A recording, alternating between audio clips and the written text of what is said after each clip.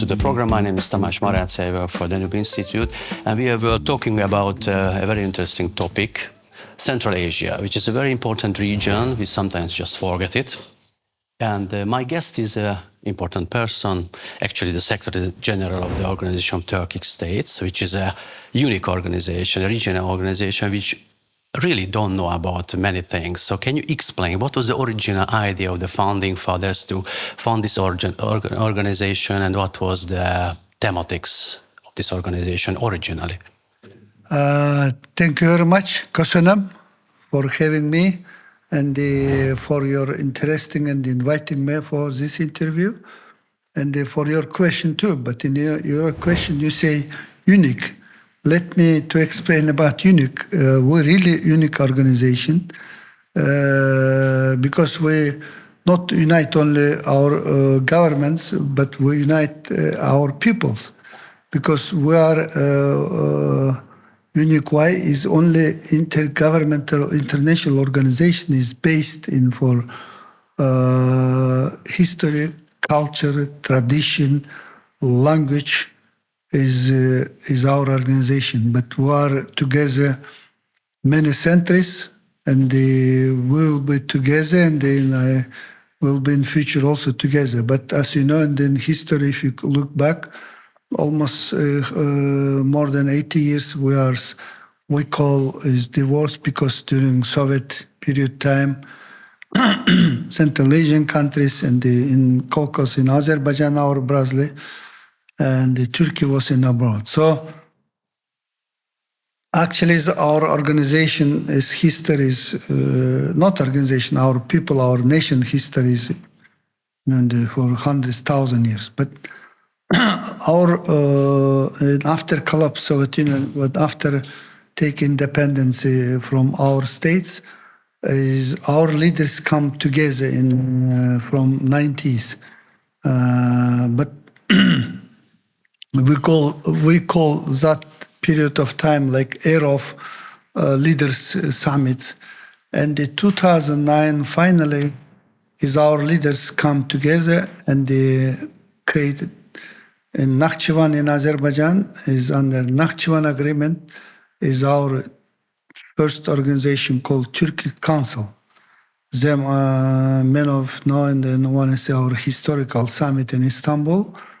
In Rio is like Organization of Turkic States, but our actually founder, our organization is in Nakhchivan 2009, founded by founder states Azerbaijan, Kazakhstan, Kyrgyzstan, and Turkey, and the Uzbekistan is Brazil is joined later.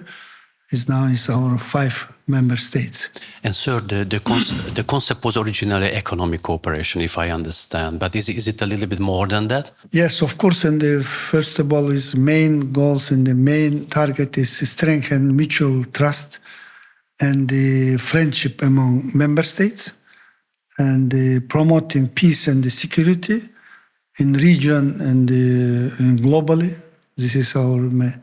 And supporting joint efforts for sustainable development, and preserving and promoting is common cultural and historical heritage is of Turkic peoples. And of course is expanding cooperation in trade, transport, energy, and the other strategic sectors. And the Nakhchivan agreement also laid a foundation for the institutional structure of the organization, including the establishment of our secretariat, sorry, and the mechanisms for regular summits and the ministerial meetings, this kind of platform. But today we are cooperating in more than 35 areas, it's ranging from foreign policy and the economic and cultural, energy, sport, youth, space, and beyond. And is year by year is increasing, and organization is more oriented for projects. We have many projects, and as you know, our Turkic organization, Turkic States, is more than 175 million populations, and 4.5 million square kilometers is territory of our organization states, and is total combined GDP is 2.2 trillion, and the trade turnover is between our organization states, members and observers, 1.1 trillion US dollars. But these states, thank you for mentioning the quantities, but I would be interested in the quality too, that these states are a little bit of a different background, like history, religion maybe, economic, the political institutions, there are different traditions there. So how can you connect them into one unity? Is the Turkic identity enough to hold these states together? But yes, I earlier mentioned is our Turkic identity, like we are to base in the common join for culture, tradition, language. But this is from centuries we are together. But today's, of course, this is nobody can to take from us. But of course, to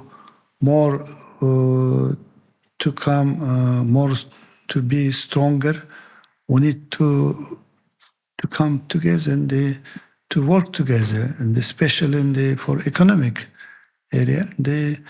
Is also why is in Hungary also historically is connected with our nations, our states. If you look back, it's oral like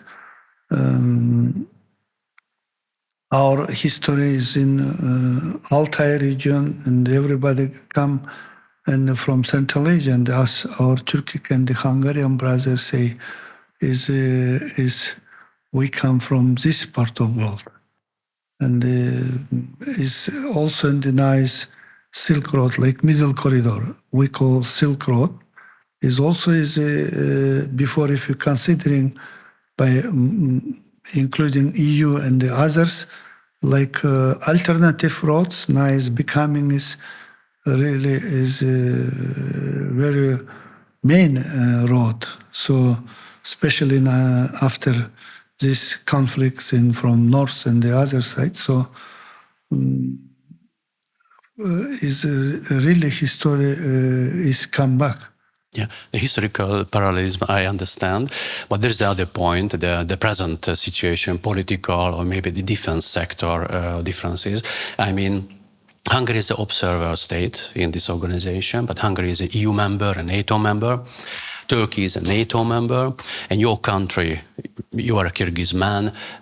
Kyrgyzstan and Kazakhstan is a very close ally to Russia. So I just I wrote down 3 organizations. You are part of it. The Shanghai Cooperation Organization is a political one. Collective Security Treaty Organization is a defense one. And Eurasian Economic Union, you are part in it, which is a economic. So it's 3 layers of cooperation with the eastern states, China and Russia. How do you handle these different traditions of member states to keep them united? How do you solve this visible contradiction here? But look, Hungary also is member of many international organizations, including EU, NATO, and the others. Intergovernmental organization, and same thing like in Shanghai Cooperation is actually not only Kazakhstan and the Kyrgyzstan, but Uzbekistan too is there. All of them 3 is under of this Shanghai Cooperation. But this is another cooperation because intergovernmental organization is also very important to our member states, like for Kyrgyzstan, Kazakhstan, and Uzbekistan, because there is a location in Central Asia, and China and the other, you mentioned Russia is historically also have some connection. But security and for economic trade to issue this is also important organization. For example, you mentioned Eurasian Economic Union, which is yes in the Russia, Kazakhstan, Kyrgyzstan, Belarus, and Armenia. This is another economic intergovernmental organization. But OTS is completely, of course, different. And as I earlier mentioned, is our goals also very clear. And I mentioned about we need to promote and provide our culture and other heritage to next generation. This is why we're unique and we are together. But of course, is Turkey also Brazil, Turkey? They are also a member of NATO, and they are also they have member and the funder another regional organization. But of course, some regional intergovernmental organization is very successfully working. Someone is, and from beginning is very slow. But in our case, is our organization is Turkic State again is unique because it's based in history, in culture, tradition, and the language. Is this way we are very close. Not only uniting again by our governments and our peoples, but we need to. How can we unite in our governments and our peoples? So is our tradition, culture, language is yes. We need to also to promote and to keep our heritage, but same time mostly for economic. Without economic growth, you cannot to move to ahead. So this why just during my speech at Danube and keynote speech in Danube Institute, I give some examples like how is between Hungary and our countries is economically growing. Just a couple years ago was just 2 billion. Trade turnover was 2 billion, now $6 billion US dollars. Look, is also in the opening embassies from our member states in here in Budapest, or Hungarian is in our capitals, is also in the one is main indicators. How is this members and observers work together closely? I mentioned this because Hungary is part of the Western Allies, and your country and the rest of the OTS countries belong to the Eastern organizations. But does it mean that maybe the OTS can be a bridge or a gateway between East and West in the future? Yes. And maybe it is already? Yeah, is this why we call always and Hungary is to bridge between East and the West, and including is very successful and is working is our office in Budapest, European office, which also supporting and providing fund by Hungarian government, is also main goals and purpose is to create bridge between OTS countries and Europe. And of course, bilateral is no problem. Everyone have strategic level partnership with many European Union, including EU, because in the Central Asia, EU, this kind of platform, Central Asia, US, Central Asia, China, Central Asia, others, this kind of many platforms they have. But is our platform is unique. So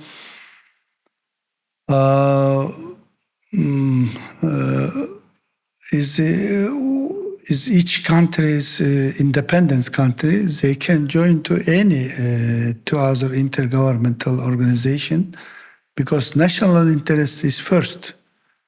But of course, in our case, is again multilateral interest is also on top agenda, because it's Brazil countries and the now is involved is change daily. So integration process is growing. So without integration, nobody can do it. Nothing. So knowing the world like power or some one or two countries cannot to do something without integration process. So this why is our organization is again unique is for this issue. They hope we are young, just 15 years old, and we celebrate 15th anniversary last November, and I hope is our organization is future. Yeah, and can you tell finally about Hungary that what is the special status of Hungary in this organization? Because Hungary has a declared strategy, it's called connectivity, which means like being a keystone state between East and West economically, strategically. How do you see Hungary's position in the organization? And I would like to use in Prime Minister statement what he says. This strategic for East and West in 2010, he says, the way under raising Western flag, but is when it's coming from East. So this why is this kind of bridge between East and the West is really Hungary now successfully is implementing this their strategic documents. Of course, we have own strategic documents like Turkic Vision 2040 and our strategy document 2022-26, which is all this kind of goals and including, and we step by step is providing this our implementing our goals. But upcoming informal summit in next month in Budapest is also showing how is closely and very actively is working and under OTS is our states. And as Hungary again is observer states, but